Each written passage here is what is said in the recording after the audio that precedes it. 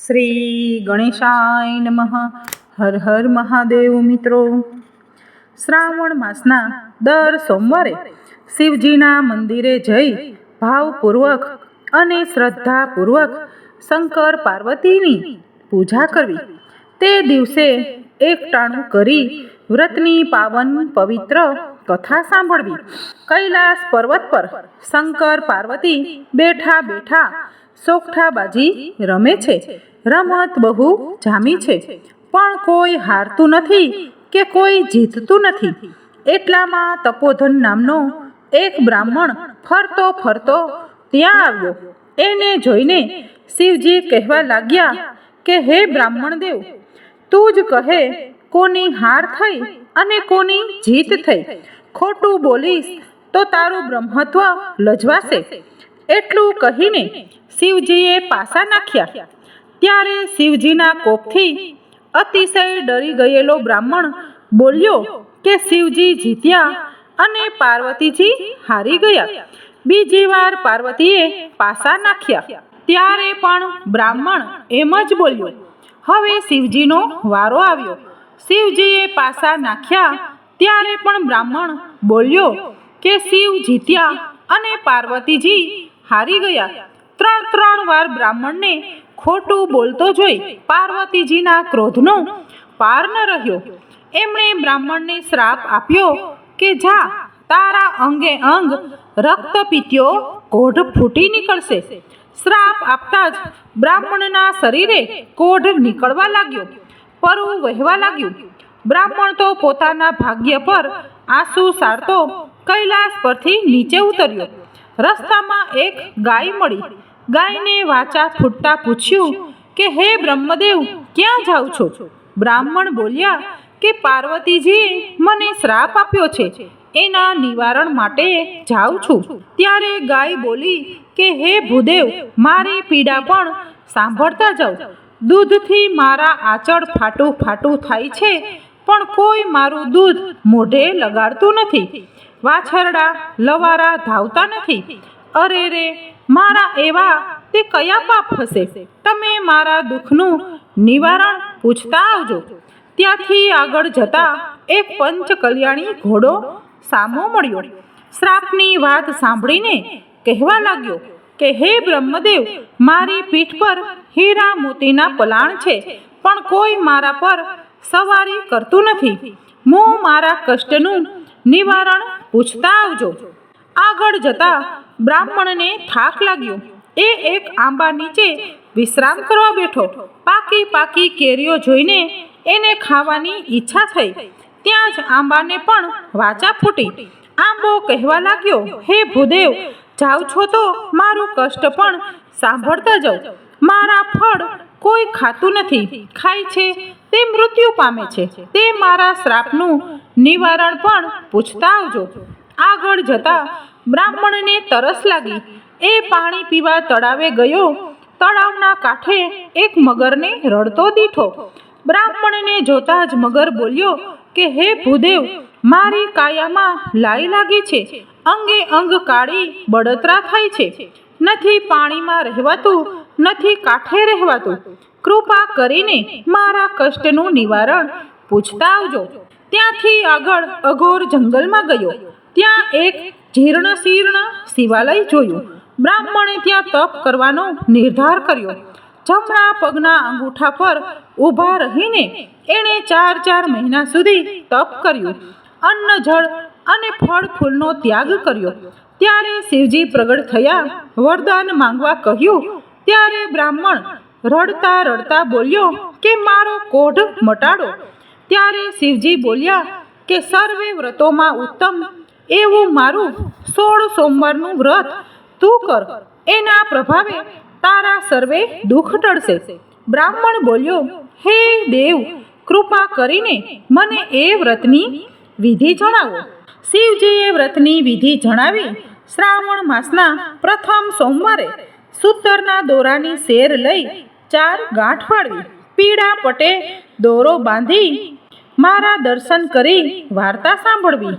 પછી એક ટાણું કરવું. કારતક માસના અંજવાળિયામાં વ્રત પૂરું થાય ત્યારે 4.25 શેર ઘઉંનો લોટ સવાશેર ઘી, સવાશેર ગોળ લઈ તેના લાડવા કરવા. લાડુના 4 ભાગ કરી, એક ભાગ મારા પૂજારીને, બીજો ભાગ રમતા બાળકને, ત્રીજો ભાગ ગાયના ગોવાળને આપવો અને ચોથા ભાગથી કેળિયારું પૂરવું.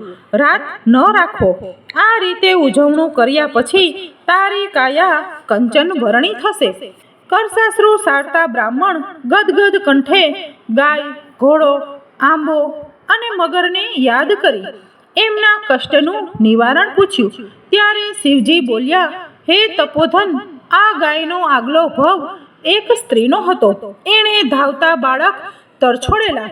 એ પાપના પ્રભાવે આ જન્મે કોઈ તેનું દૂધ પીતું નથી. તું એને દોહીને એ દૂધ મારા લિંગ પર ચડાવજે. તેનાથી તેના કષ્ટનું નિવારણ થશે. પછી શિવે ઘોડાના પાપ વિશે જણાવતા કહ્યું કે એ ઘોડો ગયા ભવે એક ધૂર્ત શેઠ હતો.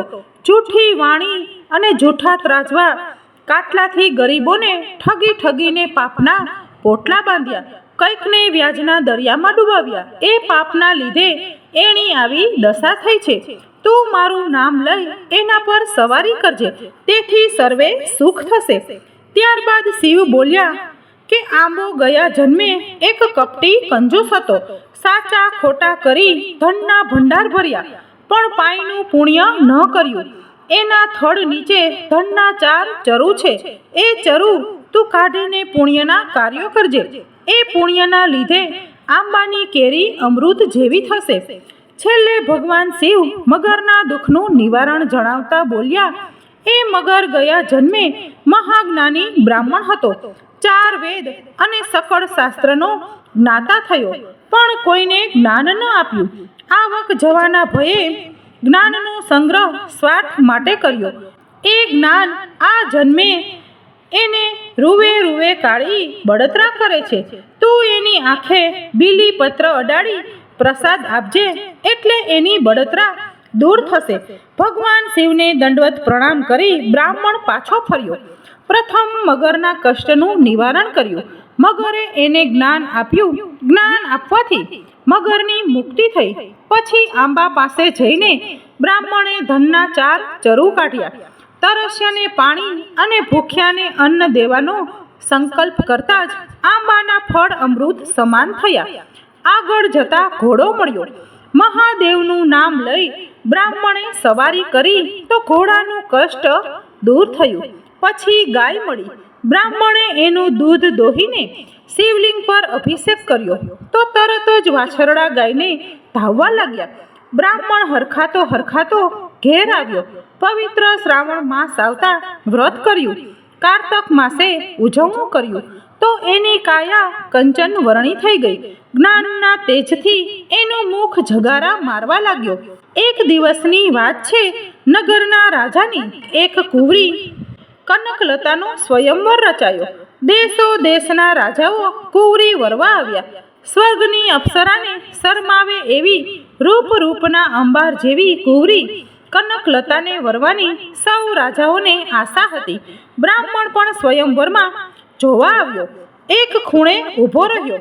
સમય થતાં કનકલતા સોળે શણગાર સજીને આવી. એની સાથે એકથી એવી દાસીઓ આવી. આગળ હાથણી કળશ લઈને ચાલતી હતી. સિંહાસનો પર બિરાજેલા રાજકુંવરો અને રાજાઓ પાસે થઈને હાથણી આગળ ચાલીને ખૂણામાં ઊભેલા તપોધન બ્રાહ્મણ પાસે જઈને એના પર કળશ ઢોળ્યો. આ જોઈ રાજાઓ ત્રાળો પાડવા લાગ્યા કે મૂર્ખ હાથણીએ ભૂલ કરી છે. એટલામાં હાથણીને વાચા ફૂટી. એ બધા સાંભળે એવા બુલંદ અવાજે બોલી કે કુંવરી માટે આ વર જ યોગ્ય છે. રાજાએ ધામધૂમથી કુંવરીને તપોધન સાથે પરણાવી દીધી. હીરા માણેકની પહેરામણી કરી. હાથી ઘોડાના રથ દીધા. બ્રાહ્મણ સમજી ગયો કે કહો ન કહો આ 16 સોમવાર વ્રતનો જ પ્રભાવ છે. રૂપાળી કુંવરી સાથે બ્રાહ્મણ તો સુખે મહેલમાં રહેવા લાગ્યો. રાજાને કોઈ પુત્ર ન હોવાથી રાજગાદી પણ એને જ મળી. એવામાં પવિત્ર શ્રાવણ માસ આવ્યો. બ્રાહ્મણે નિયમ પ્રમાણે 16 સોમવારનું વ્રત કર્યું. વ્રત પૂર્ણ થયે ઉજવણાની તૈયારી કરી. અને રાણી કનકલતાને ઉજવણીની બધી વિધિ વિગતે સમજાવી. રાણીએ વિચાર કર્યો કે એકલા લાડુ તે કઈ ભાવતા હશે.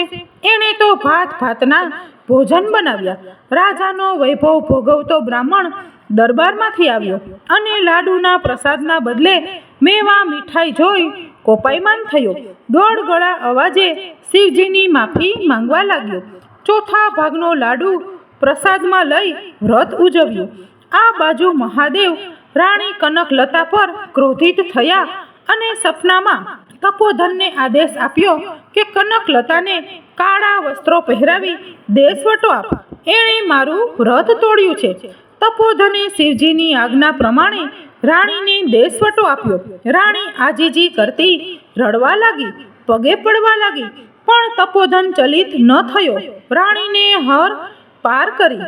ભૂખી તરસી લથડિયા ખાતી કનકલતા એક ગામમાં આવી અને ગામને પાદરે ઝૂંપડામાં રેટીઓ કાઢતી ડોસી પાસે પાણી માંગ્યું. ડોસી ઘણી દયાળુ હતી. રાણીને ખાવા રોટલો અને પાણી પીવા આપ્યું. રાણીએ રહેવા આશરો માંગ્યો તો ડોસીએ હા પાડી. એ તો ડોસીના ઘરના છાણ વાહિદું કરવા લાગી, પણ રાણીના પગલાં પડતા જ ડોસીનો રેટીઓ તૂટી ગયો. ડોસીએ તો રાણીને ધક્કા મારીને કાઢી મૂકી.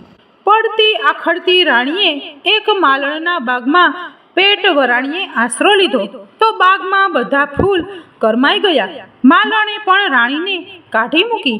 રાણીની આંખે અંધારા આવવા લાગ્યા. ગળે કાંચકી બાજી ગઈ. જીવ નીકળું થવા લાગ્યો. એ તો પાદરે ગઈ કૂવે પાણી સિંચતી પાણીયારીને પાણી પીવાની અરજી કરી. એની હાલત જોઈને પાણીયારીને દયા આવી ગઈ, પણ જ્યાં એ પાણી પીવા ગઈ ત્યાં તો તેનો ઘડો ફૂટી ગયો.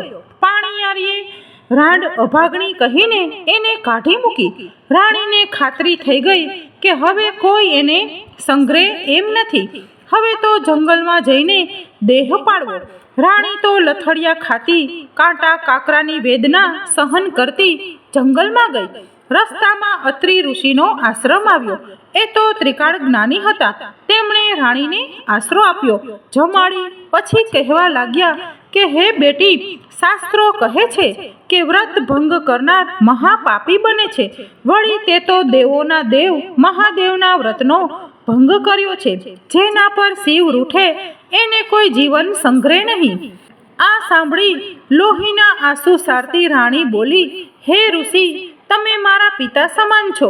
આ પાપમાંથી મુક્તિ થવાનો કોઈ ઉપાય કૃપા કરીને મને દેખાડો.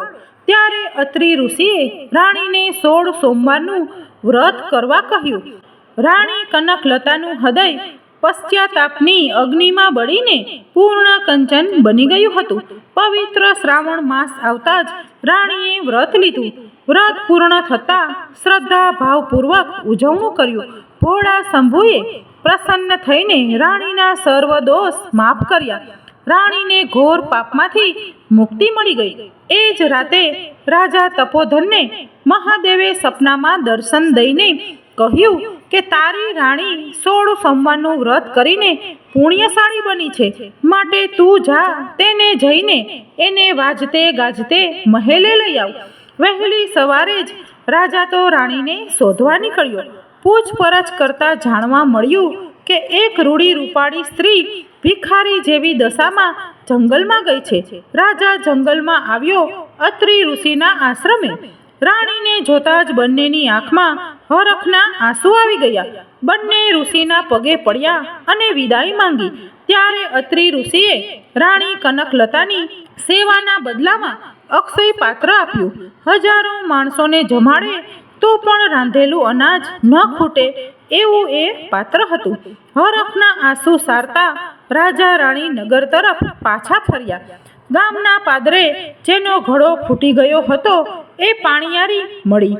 કનકલતાએ અક્ષય પાત્રમાં જળ લઈ ફૂટેલા ઘડા પર છાંટતા જ ઘડો સાજો થઈ ગયો.